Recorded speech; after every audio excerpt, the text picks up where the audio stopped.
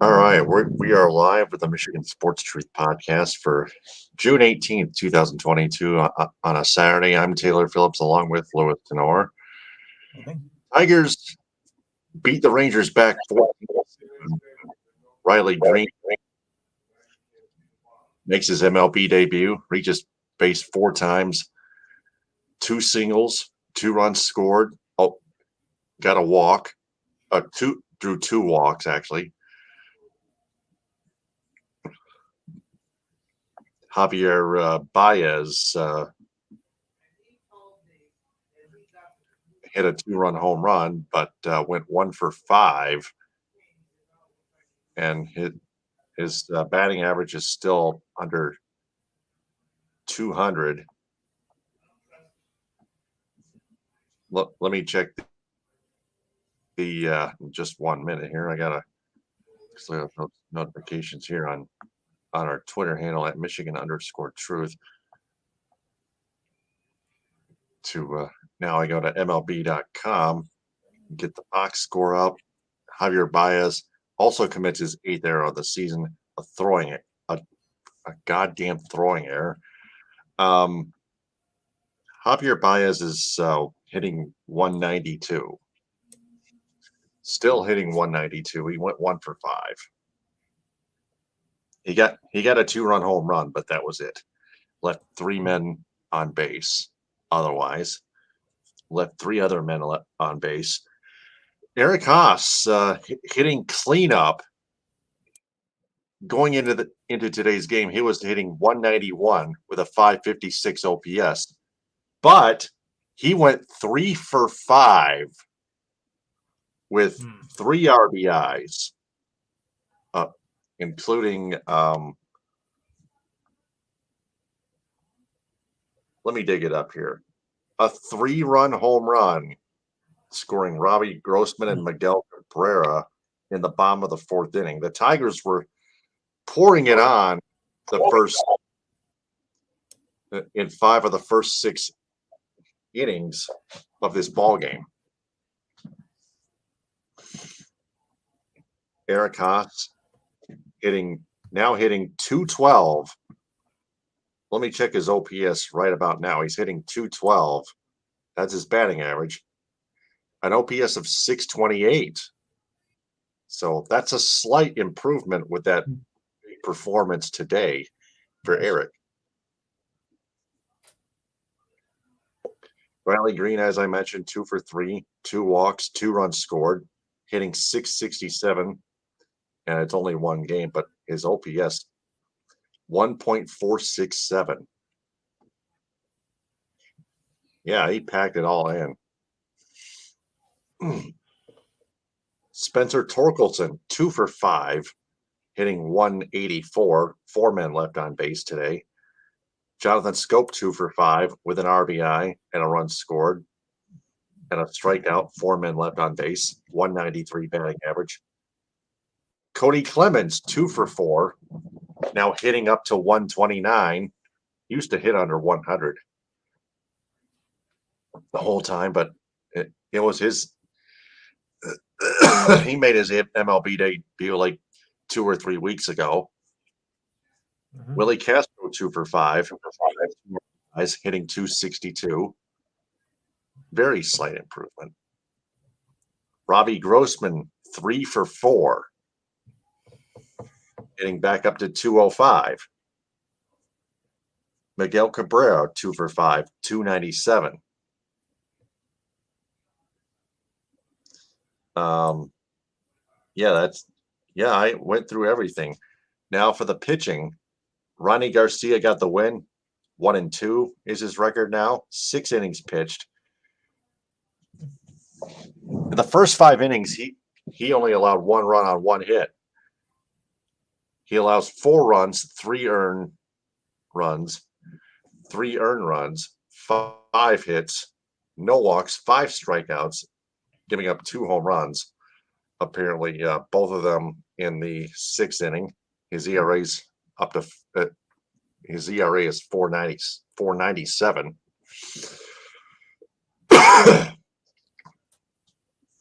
Andrew Chafin struck out the seventh inning side. No runs, hits, no errors, no nothing. Will Vest only gave up a hit, struck out a batter, 2.19 ERA. Andrew Chafin's ERA is 3.31, decent. Will Vest's ERA is 2.19, which is damn good. Yeah. At least good. Jason Foley, 3 earned runs on 4 hits in the ninth and 1 walk, 3.32. It's still a 3.32 ERA. So today was just a rough one for Foley. Yes. So, yeah, just the one error by Baez. That's 8 errors that Baez has committed thus far through mid-June. And then, like I mentioned, Drew Hutchinson for Detroit, Dunning for Texas. Tigers, not very good. Third worst in the American League, 25-40. Texas, 6th place in the AL wildcard standings at 31-34. So, yeah, no other Michigan sports news except just the game. Riley Greene making his MLB debut and making a statement. So, with that being said, just are you ready for that National Sports Report, Lewis? I am. All right, folks, here we go. Starting off with the MLB scores. Right now, in the bottom of the 6th, the Padres and Rockies are tied at 4. 1 out, nobody on. Wilson is pitching, and Severin is at bat. Top of the 3rd, Angels and Mariners are scoreless, with a runner on first and 1 out. Manoni is pitching, and Ward is at bat. Right now, the Twins are having a field day against the D-backs, 7-0. Weaver's pitching a no-hitter, and Ursula is at bat. All the rest are finals. The Cubs over the Braves 6-3. Steele got the win and Wright got the loss. Yankees shot out the Blue Jays 4-0. Talon got the win and Manoah got the loss. Giants over Pirates 7-5. Wood got the win. Crow got the loss and Duvall got the save. Rays over the Orioles in a close one, 7-6. Boucher got the win. Tate got the loss, and Pucci got the save. Royals over the A's, 2-0. Keller got the win. Irvin got the loss, and Barlow got the save. White Sox over the Astros, 7-0. Kudo got the win, and Vandler got the loss. Don't you wish he was back on Detroit? Okay. Mets over Marlins, 3-2. Walker got the win, Garrett got the loss, and Diaz got the save. Brewers over the Reds, 7-3. Alexander got the win. Ashcraft got the loss. Tigers had a good day here, though. Tigers over the Rangers, 14-7. Garcia got the win, and Heem got the loss. Okay, not bad. Angels over the Mariners, 4-2-10. Iglesias got the win. Castillo got the loss, and Quintana got the save. Also in 10, the Phillies over the Nationals, 2-1. Hand got the win. Garnett got the loss, and Dominguez got the save. Dodgers over the Guardians, 7-1. Urelis got the win. Quantrill got the loss. And finally, Cardinals over the Red Sox, 11-2. Hudson got the win, and Crawford got the loss. Yeah, although it is shaping up to be a little bit better now with the Red Sox, because they have been coming on, well, a little bit stronger. As much, of course, as I despise the Red Sox, you have to give them credit for getting, well, a little bit better. Much as I of course hate to admit it. Yeah. And by the way, before I go into anything else for baseball, this just went final. The Avalanche just all over the Lightning, 7-0, and now take a 2-0 series lead. Man, like what happened to Vasilevsky and the rest of the crew, man? Yeah, that's what I want to know. Vasilevsky went soft tonight. Only one team was ready. Yeah. I warned you guys though. I mean, with the Avalanche, that is a very strong team. And that keeps up, it might be a sweep. Well, it's tough to say, but still, I mean the way they've been going right now, it looks like it's shaping to be a quick series, maybe for Tampa. Unless they use their home ice advantage in games 3 and 4 at least. Yeah, there is. Yeah, of course there is something to be said about that, but I'm not so sure it's always the case, because I think sometimes it's overrated. The home field advantage.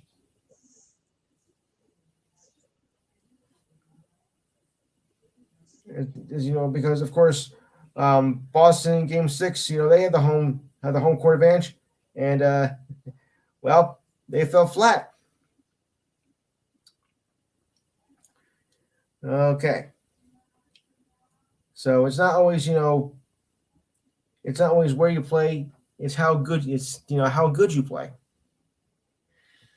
All right, so on to the standings for MLB. And they go like this. Just a second here. Oh, God. Be right back. Good.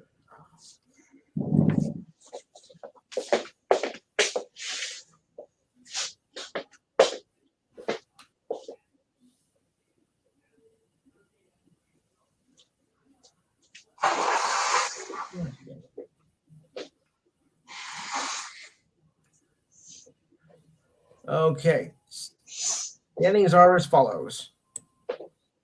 In the American League East, Yankees poured on 49-16, had a 12-game lead over the Birds, that's the Blue Jays, at 37-28.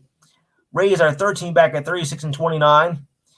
The Red Sox 14.5 back at 35-31, and the Orioles dead last again, 29-38. To the Central, the Twins 37-29. The Guardians, 33-28. That's a game and a half back. The White Sox, 4.5 back at 31-32. The Tigers, 25-40, 11.5 back. Sorry. And the Royals, 23-41, 13 back. What happened to them since they won the World Series? To the West, Astros, 40-25, 9.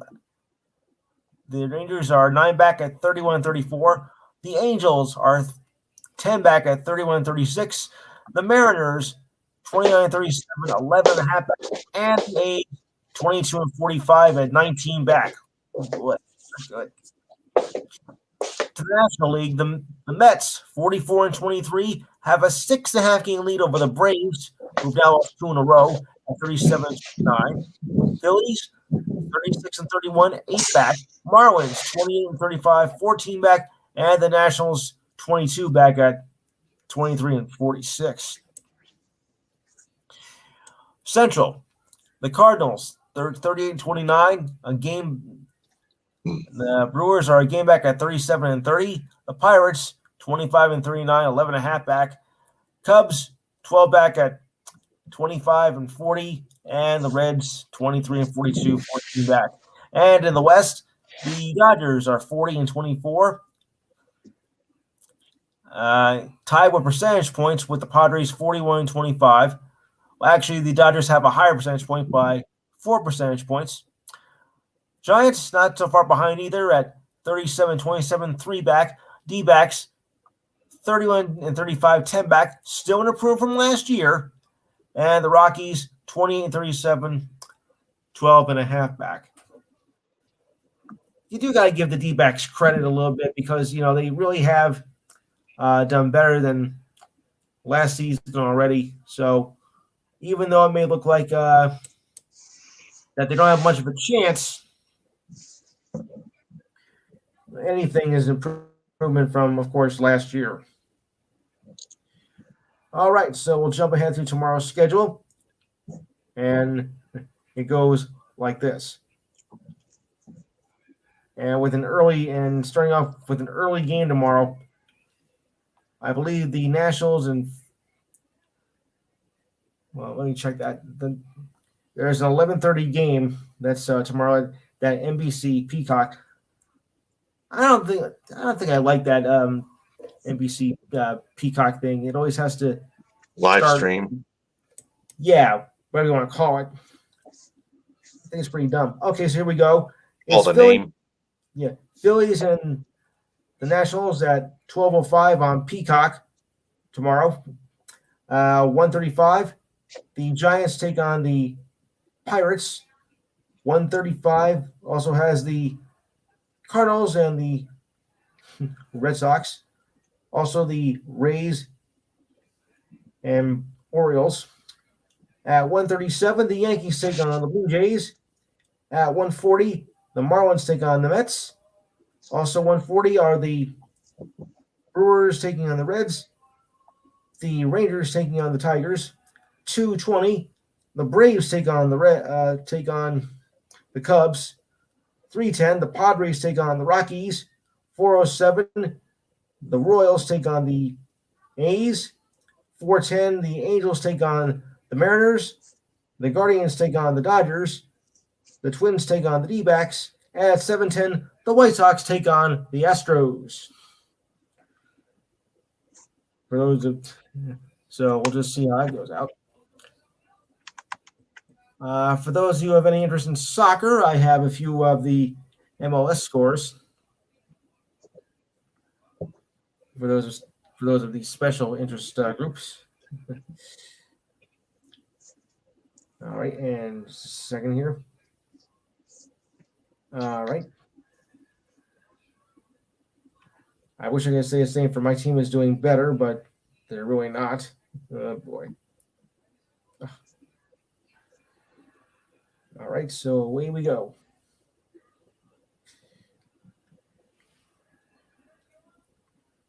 As the MLS is now in their almost mid-season form. MLB is also in mid-season, close to mid-season form. Yeah, even though the All-Star game is late this year. Okay, so Real Salt Lake is leading San Jose 2-0 in the 81st minute. All the rest are finals or late. Seattle tied LAFC 1-1. The Galaxy tied Portland 1-1. The Red Bulls beat Toronto 2-0. Atlanta beats Montreal 1-0. Columbus and Charlotte had a 1-1 draw. Orlando over Houston 2-1. Philadelphia and Cincinnati to a 1-1 draw. Chicago over DC 1-0. And Vancouver over Dallas 2-0. As KCB, and of course I'll put the scores in after this program is over. All right, so on to the news items of the day, and here we go. First up, just this new note just came in a little while ago. Andrew Wiggins voices his desire to stay with the Warriors. This coming just 48 hours after winning their fourth title in 8 years. Wiggins, who the following year was a $147 million deal that he signed in 2017 with the Wolves, and Jordan Poole in the last year of his deal are both in line for an extension before becoming free agents in the next offseason. Not this offseason, but the next one. I would love to stay here, says Wiggins. He has, as they had their last exit press conference of the season, is being here is top notch.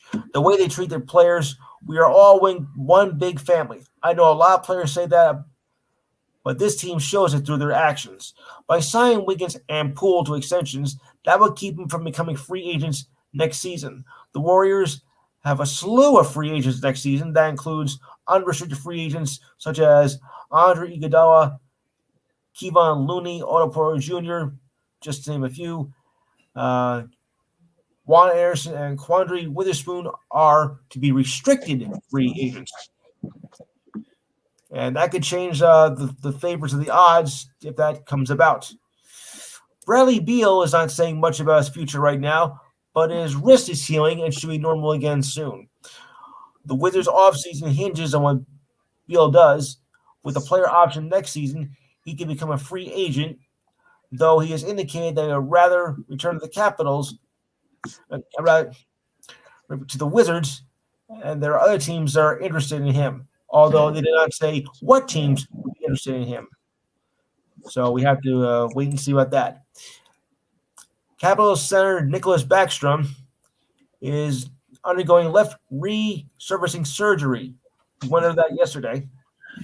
The Bruins made the announcement on social media today. The surgery was performed in Belgium and will begin his rehab process immediately.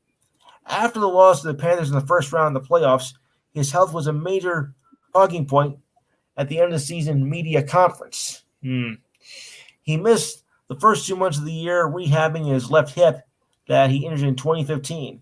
After the loss, Panthers GM Brian McMullen said that it would not be suitable for Backstrom to play again this year without tending to the injury again. Too much for that. Potential number one preseason North Carolina landed Northwestern transfer Pete Nance, the best available player in the transfer portal. Nance took a visit to Chapel Hill earlier this week and made the announcement today on Twitter. Nance, who intended to enter the draft, and also putting his name in the portal, but opted to withdraw from the early entry in order to play one more season of college ball. Yeah, see, sometimes they do want to stay in school, as you know, because most players think, well, I can do better, if I skip the year in school and just hang out to the pros. Not necessarily true. He earned all Big Ten media honors last season after an average of 14.6 points per game, 6.5 rebounds, 2.5 assists, with just over 45% from three-point range. Not bad. All right. Well, sometimes coaches have a change of heart. Kenny Atkinson has decided not to take the Charlotte Hornets coaching job and stay with the Warriors instead after all. Atkinson was offered the job during the finals, but after further conversations, it was best to believe to stay with the Warriors. The Hornets narrowed down their search to Mike D'Antoni, Terry Stotts as finalists for the job. The Hornets were working to replace James Magaro, who was fired at the end of the regular season. In his 9 seasons, he has been assistant coach for the Knicks, Hawks, and Clippers. He also coached the Nets. The Hornets have missed the playoffs for 6 straight years, the longest in their history, and second overall only to the Sacramento Kings, which are, of course, one of the biggest jokes in the NBA. Ugh. But the Hornets have several building blocks for a team that went 43-39 in the regular season and reached the play-in game with the pairings of Miles Bridges and LaMelo Ball. Bridges is set to become a restricted free agent. You can have him. Okay. Well, a few years ago when the pandemic hit, it feared the NHL was going to lose a lot of money. Well, they actually made about $5.2 billion last year. So now here's more news. The NHL and the Players Association announced that the salary cap limit for next season will be $82.5 million. This is their first increase in 3 years. The salary cap floor for next season is at $61 million. The cap stalled in the last 3 years due to the pandemic and affected the league's revenue. Per the CBA agreement, the league and the Players Association agreed to keep the cap steady at $81.5 million until revenue surpassed $3.3 billion for the previous season. Okay. General managers were informed in March that the cap would only be raised by $1 million next season, unlike in previous years when it skyrocketed. I do mean skyrocketed. All right. Interesting news here. Just 1 day after, 2 days now, after Stephen Curry won his 4th NBA title and finally his first MVP, his alma mater Davidson announced that the school would retire his number 30 jersey during a ceremony to be held in August. Athletic director Chris Clooney announced yesterday that his number 30 would be the first to be retired in school history. As part of the celebration, Curry will be inducted into the Davidson Hall of Fame and will be presented with a Bachelor's of Arts degree and a minor in sociology. He was putting up that in May, but was not able to attend the ceremony as the Warriors were in the playoffs. Curry attended Davidson from 2006 to 2009, and without question is the best player in their school's history. He set the school's all-time. He's the all-time school's three-point leader, also in field goals, free throws, and steals, and took the Wildcats to the Elite Eight in 2008. And to top it off, he finally earned his first Finals MVP on Thursday. And like I said before, it was about time. Okay, so moving on to more news here.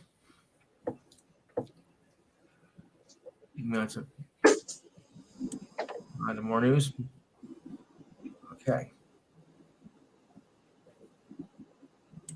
As we can go on here. All right, first up, Padres ace Joe Musgrove goes on the COVID injured list. The announcement was made last night. Oh, boy. I always hate to bring up news like that. But it's true. Yeah, I know. Musgrove has an ERA of 1.59, the second lowest in the majors, with an 8-0 record, tied with 4 others with an 8-0 record. He pitched 7 innings on Thursday with a win over the Cubs, and it had a 4-game sweep. He allowed 2 runs on 9 hits, struck out 9, and walked none. The Padres call Reese Kiner from AAA El Paso to take his spot. I hear that they're pretty good. Mm-hmm. Well, I mean the El Paso team. Yes, I follow minor league baseball too, folks. Though mostly in the East. Yeah. And I found in this day in history, back in 1905 on this day, the Knicks draft the Knicks drafted Patrick Ewing, who went on to have a very long, illustrious career with the Knicks. Although he didn't win a championship, he did take the Knicks to finals in 1994 and 1999. A proud moment. If only Starks would have made that jumper, then we would have won the championship in 94. Yeah, okay. Angels third baseman Anthony Rendon will undergo surgery for a right wrist injury and unfortunately will miss the rest of the season, the Angels reported last night. Rendon aggravated a previous injury during Tuesday's game against the Dodgers and has not played since. He first injured his wrist back in May, which was not that long ago. To continue, and of course, more often this type of injury winds up ending surgery, and that is expected to be the outcome set by the manager, Mike Frostland. He suffered a subluxation where the tendon seems to come out of the groove and is meant to sit. Mm-hmm. We are trying to get through the end of the year, and he was not able to get there. Interim manager Phil Nevin said on Thursday before a series with the Mariners that Redham seemed to be doing better and might be able to pinch hit. But after Rendon had a pre-game workout, it became clear that surgery was the best option. Rendon was trying to see if he could get in the lineup and did more stuff during game time, which is just how it happened. Rendon had played 155 of the Angels' 384 games during his first 3 seasons of his 7-year, $245 million contract he signed in 2020. Man, oh man. And finally, 2 long streaks came to an end last night in the majors as the Braves ended a 14-game winning streak and the Cubs ended a 10-game losing streak. How interesting. Rookie Christopher Morel hit a sac fly in the 8th and helped the Cubs end their 10-game losing streak, their longest since last August when they lost 12 straight. Morel's run was the only run scored in the game, up against reliever A.J. Minter after striking out his first 3 at-bats and got advice from catcher Wilson Contreras. He said, "Don't look for stuff low. Low around the plate and look high." And obviously it worked. A pair of double-digit streaks had not ended a game since September 15th, 1999, when the Phillies ended an 11-game losing streak and the Astros ended a 12-game winning streak. Morrow has 15 RBI since coming to the majors just 5 weeks ago. So that's about it. And the College World Series continues on as we're heading down to the final weeks of the season. I think by next week they will go into the best of 3 series to determine the champions. So we'll have to just wait and see on that. I've always enjoyed the College World Series, though. You never know; you might see some future stars in that World Series. Mm-hmm. And that mark. Yeah. And of course, you've also seen some top plays in the Little League World Series as well. Yeah, 7-0, and the next game for the Stanley Cup will be Monday night at 8:00 as the series will shift to Tampa. Well, they went down 2 before when they were down 2-0 to the Rangers. When they came home, though, things turned around ugly for the Rangers at that. And, of course, I was not a happy camper. Yeah. All right, so that's going to wrap it for me. I'll turn back over to you. All right. This has been the Michigan Sports Truth podcast for Saturday, June 18th, 2022. I'm Taylor Phillips Lewis Tenor. Follow the Michigan Sports Truth podcast on Twitter and Instagram at Michigan_Truth and like its Facebook page and subscribe to its YouTube channel. Shout outs go to Cali Tickets, Northern Star Event Rentals, and Creative Embroidery of Cadillac. So, ta-ta for now.